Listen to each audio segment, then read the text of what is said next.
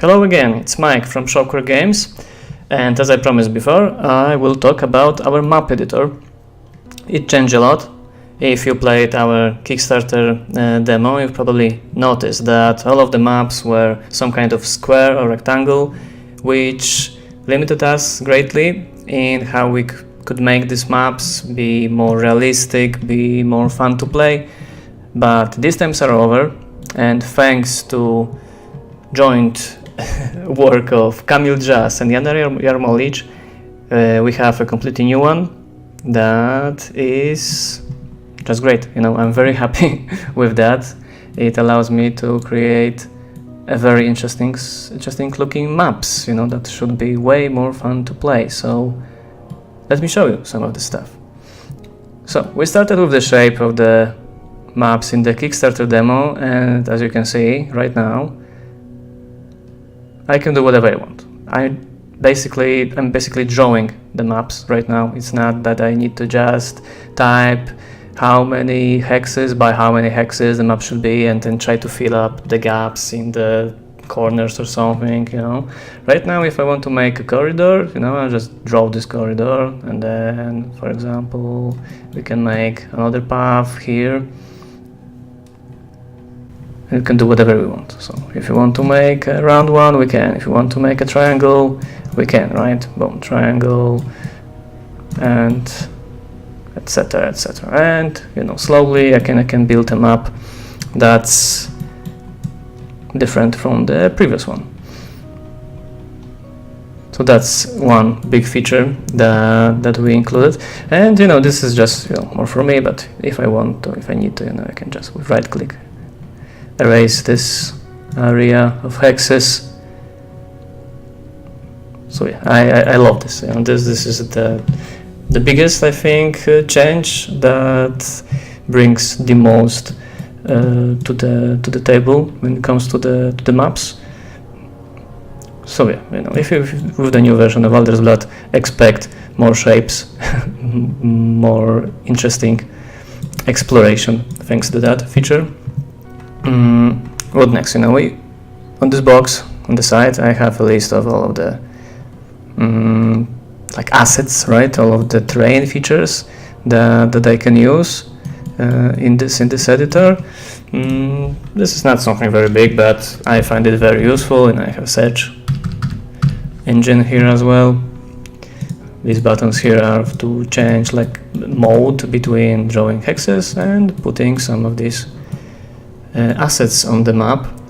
And talking about assets, before in our Kickstarter demo, all of the terrain features were taking a place only of one hex, like here, right?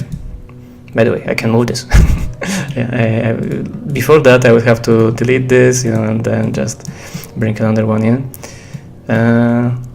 So yeah, single hex stuff, okay, they're still there, they're still very useful. But if we want something more interesting, we can just create something like that, right? Like we have this multi-hex terrain features right now, which changes a lot. Like we can have something like that, this big rock, or even have something way bigger, like this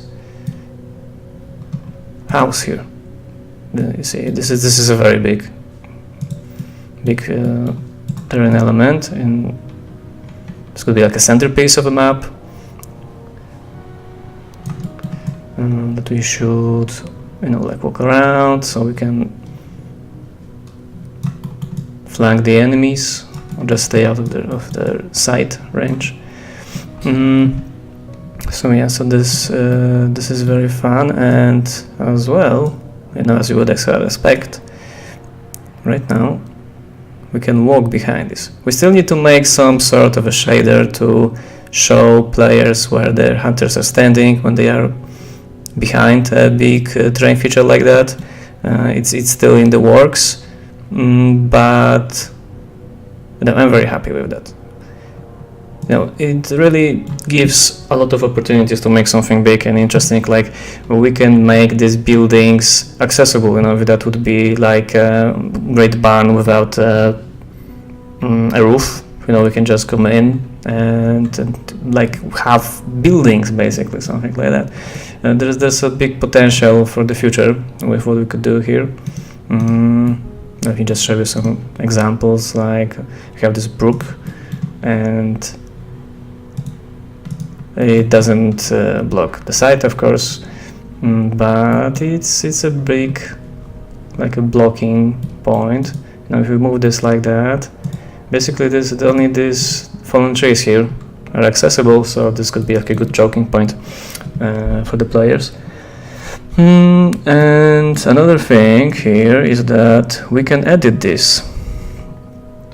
The area that is inaccessible, as you can see, if we click on something, and like we need to choose something here first, like this big log. We have this big fallen tree, and we get to this edit mode. Just like with drawing maps, I can edit the areas that are or not accessible for this particular terrain feature. So in this example, this area will not be only accessible, but they will also block the line of sight for the monster and for our hunters. But sometimes this could just mean that, like with this brook, this is just a place which you can stand on. In different places we have information about specific terrain features written, how tall it is it blocking line of sight, can you stand on it, or maybe it's like at these bushes that it's a hideout, so you gain stealth when standing on it. So yeah, this is something very important for me. This was something that was bugging me greatly for a long of time with the previous demo. I wanted to create like a lively maps where you have like this feeling that you are actually in the place, that you are like in this forest or in a village. And right now I think it starts paying off with all of this work. We have very interesting assets. We can build a lot of these maps. It's just great. I'm very happy with how it came out. From other smaller stuff, like all of these maps can have different objectives. We just need to attach them as a separate scriptable object to the map entity, as it's called, and so we can reuse this, and one time the same map can be used as a kill them all, or the other one like a scouting mission. So that's fun. What else? These textures on the ground. I don't know if you following us, you've noticed that last time it was green.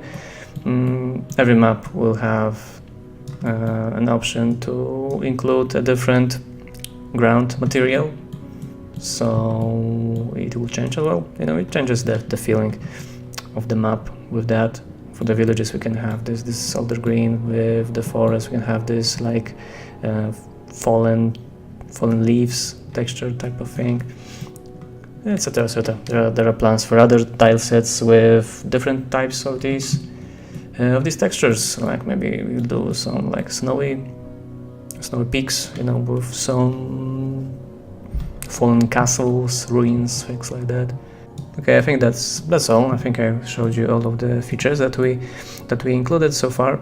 In our next devlog, I'll be talking about the weapons classes, what that actually means, and how it will affect the gameplay.